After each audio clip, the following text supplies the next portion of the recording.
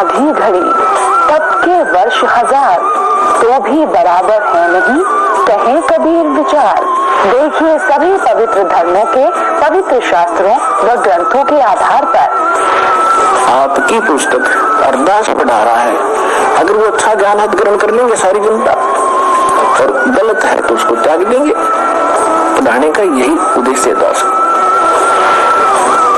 जगत गुरु तत्वदर्शी संत रामपाल जी महाराज द्वारा अद्वितीय आध्यात्मिक सत्संग प्रवचन का विशेष प्रसारण प्रतिदिन रात्रि 8:30 बजे सिर्फ ईश्वर टीवी पर। जगत गुरु तत्वदर्शी संत रामपाल जी महाराज जी से दीक्षा प्राप्त कर चुके हैं तथा उनके द्वारा बताए गए भक्ति मार्ग पर चल रहे हैं। सर नमस्कार। सत साहिब। सर क्या शुभ नाम है आपका? रमेश दास। रमेश दास जी, कहाँ से आए आप? गांव मारो, जिला झज्जर। सर संत रामपाल जी महाराज से नाम दीक्षा लेने से पहले आप किन देवी देवताओं की भक्ति करते थे? लगभग सभी देवताओं की भक्ति करते थे। कोकलावन जाया करते, वृंदावन, अमरनाथ यात्रा पे, वैष्णो देवी, मतलब कोई देव देवता नहीं छोड़े हमने। बाकी लगभग हर जगह जाते थे, जहाँ भी जो कोई बताता था, तीर्थ पे, व्रत पे, और हर तरह की पूजाएं, मौलवियों के पास, मुल्लों के पास, शाणों के पास, सारी हर तरह की पूजा करी हमने। सर उन पूजाओं को करने से आपको क्या लाभ हुआ? लाभ का तो हमें उस टाइम पता ही नहीं होता था। लाभ का तो पता लगा जब मालिक ने ज्ञान कराया। उस टाइम से पहले तो हम सिर्फ धन के लिए पूजा करते थे, पैसे के लिए, और पैसा वैसा तो आना नहीं होता था। तो लाभ का तो कोई विशेष पता भी नहीं था, तो बस लगे रहते थे। लाभ की कोई उसमें हमें ज्ञान भी, सबसे पहले तो ज्ञान नहीं था हमें, और कुछ बीमारियां थी, उनके चक्कर में लगे रहते थे। बीमारियां ठीक हो जाएंगी या धन आ जाएगा। सर संत रामपाल जी महाराज की शरण में कैसे आए आप? मैं संत रामपाल जी महाराज की शरण में, एक हमारे दोस्त हैं बल्लभगढ़ में, उनकी फैक्ट्री, एक दिन उनकी फैक्ट्री गया मैं, तो वो उसी एक दिन पहले वहां से नाम लेके आए थे। उन्होंने मेरे को सृष्टि बताई मोटी मोटी, हमें समझ तो आती नहीं थी, लेकिन पता नहीं कुछ गुरु जी की ऐसी कृपा हुई संत रामपाल जी महाराज की कि मेरे दिमाग में वो सारी फिट बैठ गई, और मुझे ऐसा अट्रैक्शन सा हुआ कि मुझे अभी जाना चाहिए। तो मैं तुरंत उनकी फैक्ट्री से निकला, गाड़ी उठाई, अपने घर आया, मैंने सारी मूर्तियां उठाई, गाड़ी में रख के, मेरे घर के साथ में नहर थी एक, मैं उस नहर में छोड़ा अपने बेटे को लेके। और ये 1 अप्रैल की बात है 2013 की। फिर मैं उसके साथ वहां से रोज आने लगा, भाई मुझे ले चल बरवाड़ा। मुझे बरवाड़ा का पता नहीं था, तो फिर रोजाना कहने के बाद 21 अप्रैल 2013 को हम उसके साथ बरवाड़ा गए, और उस दिन हमने वहां जाके नाम उपदेश लिया। सर संत रामपाल जी महाराज से नाम दीक्षा लेने के लिए आपको कितनी फीस देनी पड़ी? फीस क्या, वहां तो फीस नाम की कोई चीज है नहीं। वहां तो उल्टा खाना पीना, रहना सहना सब कुछ फ्री है, और खाना ऐसा मिलता है कि शायद बाहर कहीं मिल भी नहीं सकता। जैसे आप वहां इंटर करोगे, ऐसे हाथ जोड़ के भक्त बात करते हैं बड़ी इज्जत से, सत साहिब के अलावा वहां कुछ भी नहीं है। पैसे का तो नाम ही नहीं है वहां, पैसे नाम की कोई वस्तु है ही नहीं वहां। सर संत रामपाल जी महाराज की नाम दीक्षा लेने के बाद आपको क्या लाभ हुआ? सबसे बड़ा तो ये लाभ हुआ, मगर हमें ये नहीं पता था कि मुक्ति क्या होती है, सतलोक क्या होता है। ये संत रामपाल जी महाराज ने ज्ञान कराया कि मुक्ति भी कोई चीज, हम तो मुक्ति से कभी सुनी भी नहीं थी, सभी सपने में मुक्ति नहीं जानते थे। तो वहां जाके हमें पता लगा, उनके सत्संग सुन के, संत रामपाल जी महाराज के, भाई मुक्ति भी होती है। और सबसे बड़ा हमें आध्यात्मिक लाभ हुआ। उसके बाद आर्थिक बहुत लाभ हुए। हमारी मिसेज को अस्थमा था लास्ट स्टेज पे, जिस टाइम हम आश्रम में गए उस दिन बहुत सारी दवाइयां इतनी गाड़ी में रख के ले गए थे, इनहेलर वगैरह, पंप, सारी, मतलब बहुत सारी दवाइयां खाती थी वो। लेकिन जैसे उपदेश लेके बाहर निकले, उसने वो सारी दवाइयां गाड़ी शीशा खोल बाहर फेंक दी कि मेरी बहुत सारी यहाँ भक्तों से बात हुई है, यहाँ कोई दवाई नहीं खाता, तो मैं भी दवाई क्यों खाऊंगी। और उस दिन के बाद उसने कोई दवाई नहीं खाई, और वो बिल्कुल स्वस्थ है। बाद में एक दिन हमने उसको एशियन में ट्रीटमेंट कराने, हम चेकअप कराने के लिए गए, मगर जिसको अस्थमा है, तो उन्होंने वहां चेक किया, उसका अस्थमा इसको था ही नहीं। फिर हमने पुराने हॉस्पिटल में कागज दिखाए उनको कि जी ये कागज गलत है सारे। तो संत रामपाल जी महाराज की कृपा से उनका अस्थमा खत्म हो गया, और उन्होंने उसको बताया कि मामूली एलर्जी है। हमें ये लाभ हुआ। और हम भी भिन्न भिन्न प्रकार के नशे करते थे, और हमारे बिजनेस भी कुछ इस टाइप के थे कि हम बेईमानी में ज्यादा विश्वास करते थे। पैसा ही हमें दिखाई देता था, वो सारे व्यसन हमारे छूट गए, बेईमानी हमारे छूट गए। अब हम बड़ी ईमानदारी से अपना गुजारा कर रहे हैं। और हमारे बेटे को वो हो गया, थायराइड हो गया था।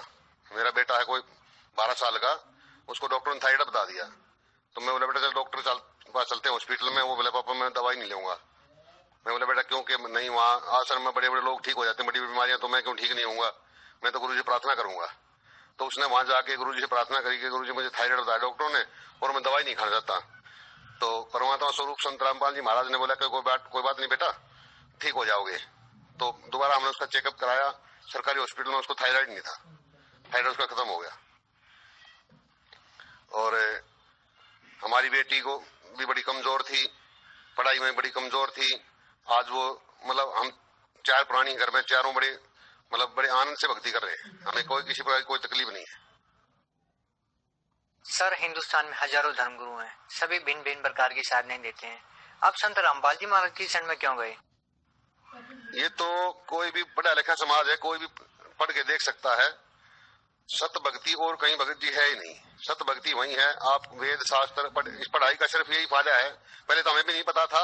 जब हम बरवाड़ा गए, वहां सत्संग सुने, किताबें पढ़ी, उसके बाद पता लगा कि सत भक्ति क्या होती है और मोक्ष क्या होता है।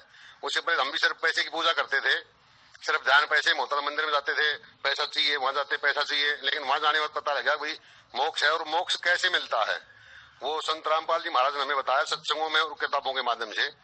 तो वो पढ़ के और उनके सत्संग सुन के मेरे ख्याल में शायद कोई भी पढ़ा लिखा समाज का आदमी रोक नहीं सकता अपने आप को। बिल्कुल क्लियर है सारी बातें उनकी। सर, संत रामपाल जी महाराज के द्वारा दी गई भक्ति में और जो अन्य धर्मगुरु हैं उनके द्वारा दी गई भक्ति में आपको क्या भिन्नता मिलती है? जैसे दिन और रात का अंतर होता है, ये कहेंगे हम, क्योंकि उनके पास तो अध्यात्म नाम की चीज है ही नहीं। आप स्वयं देख सकते हैं, बहुत सारी पुस्तकें उन्होंने लिख दी और संत रामपाल जी महाराज ने बहुत सारी पुस्तकें लिखी हुई हैं। सत्संग उनका भी चल रहा है, उनके सत्संग आते हैं। आप खुद स्वयं भक्त समाज पढ़ा लिखा है, स्वयं निर्णय कर सकता है। उनके पास तो अध्यात्म नाम की चीज ही नहीं है। और संत रामपाल जी महाराज अपनी तरफ से कुछ ना बता के सिर्फ वेद और शास्त्रों से सत भक्ति बताते हैं। तो उसको समझ के कोई भी कह सकता है कि सत भक्ति सिर्फ और सिर्फ बरवाड़ा में है और कहीं नहीं है सत भक्ति। सर, ऐसा सुना जाता है कि संत रामपाल जी महाराज और अन्य धर्मगुरुओं की निंदा करते हैं, क्या कहना चाहेंगे आपको? निंदा नहीं, इसको परमार्थ भी कह सकते हैं। वो परमार्थ करते हैं। निंदा तो वो होती है कि किसी के बारे में गलत बात कही जाए। अब जो आदमी जो बात करे उसकी बात को अगर हम दोहराते हैं तो निंदा नहीं है। अगर हम किसी को बताएं कि भैया आपका ये मार्ग गलत है और उसको प्रमाण दे दें तो वो निंदा नहीं है, वो परमार्थ कहेंगे। एक आदमी कहीं जा रहा है, रास्ता भटक गया, वो उसको आपने रोक लिया, भाई कहाँ जा रहे हो? दिल्ली जा रहा हूँ। दिल्ली की तरह है वो, मैं तो नहीं मानता, नक्शा देख ले भाई, उसको नक्शा दिखा दिया, उसको समझ आ गई तो परमार्थ है। क्योंकि ना तो बेचारा वो अलग रास्ते जाता, फिर बाद में घूमना पड़ता है उसको। यही काम परमार्थ का काम संत रामपाल जी महाराज कर रहे हैं। क्योंकि और किसी संत के पास सत भक्ति है ही नहीं। वो तो अपने मनमुखी विचार है उनके, सबके अपने मनमुखी भक्ति बताते हैं। किसी के पास शास्त्र नाम की कोई चीज नहीं है। सर, नवंबर 2014 की घटना के बाद भी संत रामपाल जी महाराज जी के समर्थकों की संख्या बढ़ती जा रही है। इसके बारे में आप क्या कहना चाहेंगे? क्या कारण है कि संत रामपाल जी महाराज जी के समर्थकों की संख्या आज भी बढ़ रही है? ये आत्मा और परमात्मा का मेल है। आत्मा परमात्मा से कभी दूर नहीं जा सकती। संत रामपाल जी महाराज पूर्ण परमात्मा है और हमारा आत्मा और परमात्मा का मेल है, ना कि हमारा कोई वैसे हम किसी प्रलोभन से जुड़े हुए हैं।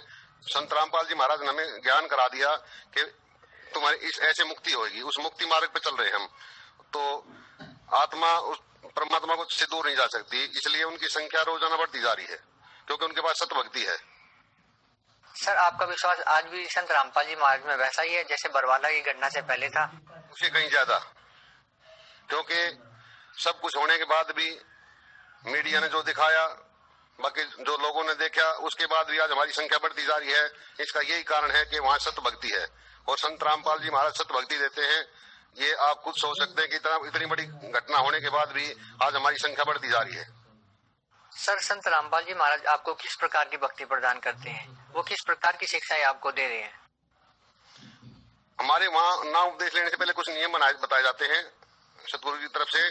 हमें किसी प्रकार कोई नशा नहीं करना होता, दहेज लेना देना मना है, भ्रूण हत्या मना है और हम किसी के नशे में सहयोग भी नहीं कर सकते। तो जो ये शर्तें मानता है उसको ही नाम उपदेश दिया जाता है। और 3 स्टेज में हमारे संत रामपाल जी भक्ति देते हैं। पहले प्रथम मंत्र देते हैं, उसके बाद द्वितीय मंत्र देते हैं, उसके बाद तृतीय मंत्र देते हैं। 3 स्टेज की भक्ति बताते हैं। पहले प्रथम मंत्र दिया जाता है, उसके 4 महीने बाद सतनाम दिया जाता है, उसके बाद फिर सारनाम दिया जाता है। सर, आपको पूर्ण विश्वास है कि जो सदभक्ति संत रामपाल जी महाराज ने आपको दी है उससे आपका पूर्ण मोक्ष होगा? हाँ जी, आप वेद शास्त्रों में अध्ययन कर सकते हैं। वेद शास्त्र यही बताते हैं कि पूर्ण मोक्ष कैसे होगा, और वहां टोटली भक्ति शास्त्र अनुसार दी जाती है। आप कोई भी वेद शास्त्र उठाओ, उनको पढ़ो, सिर्फ उन्हीं के अनुसार। संत रामपाल जी महाराज अपनी तरफ से कोई एक सिंगल बात भी नहीं जोड़ते, वो सिर्फ वेद और शास्त्र पढ़ाते हैं और उन्हीं अनुसार भक्ति देते हैं, और उसी से पूर्ण मोक्ष होगा। सर, भगत समाज को क्या संदेश देना चाहते हैं? संदेश तो हमारे सतगुरु जी देते हैं, हम तो प्रार्थना कर सकते हैं कि ये समय है, जितना जल्दी हो सके साधना चैनल पर सत्संग चलता है 7:40 से 8:40 तक, वो सत्संग सुनो, वहां पर नंबर आते हैं, उनसे किताब मंगाओ, ज्ञान गंगा पुस्तक पढ़ो, और उसको अध्ययन करके जितनी जल्दी हो सके संत रामपाल जी महाराज के चरणों में आओ और अपना पूर्ण मोक्ष कराओ। सर, जो लोग संत रामपाल जी महाराज से जुड़ना चाहते हैं, वो संत रामपाल जी महाराज से कैसे जुड़ सकते हैं? उसके लिए एक आपका चैनल साधना चैनल है, जहाँ पे सत्संग चलता है सतगुरु जी का 7:40 से 8:40, उस पे नंबर आते हैं नीचे, उन नंबरों पर फोन करो, वहां से आप पुस्तक मंगवा सकते हैं और नामदान केंद्र की जानकारी ले सकते हैं। वहां पर सब आपको जानकारी मिलेगी। नाम जगह जगह भिन्न भिन्न शहरों में नामदान केंद्र चल रहे हैं, वहां जाके आप नाम दे ले सकते हैं। सर, बहुत बहुत धन्यवाद आपका। सत साहिब।